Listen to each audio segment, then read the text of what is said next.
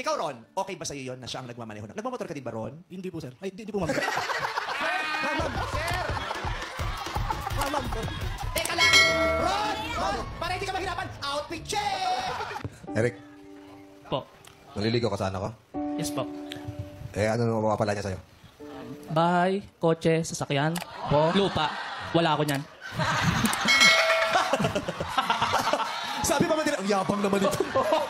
Ikwento mo ha, i-re-enact lang namin. Ikwento mo, dali. Yung nangyari. Pumasok po ako sa bahay. Dire-diretso po ako. Tinanong po ako ng nanay kung saan ako saan ka pupunta. pupunta? Ang ginagawa ko po. Ay, diretso mo. Sorry, ibig sa galit. Hoy, mamamahay ko to. Nanginginig eh, nanginginig. Bakit ito? May kwento mo nangyari. Nanginig po talaga ako sa galit. Tapos sinanap ko po si Lester. Asa si Lester?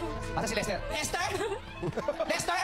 Naliligo po ako ba? Tapos sabi ko nung kapatid, naliligo daw po. Nasa si Lester? Ay, naliligo siya eh. Lester, sabihin mo, kwento mo. Tapos Nakaka-insecure ba akong mag-successful? Sorry po. Nabulala. Successful! Danica, di ba anak ka ng mama mo?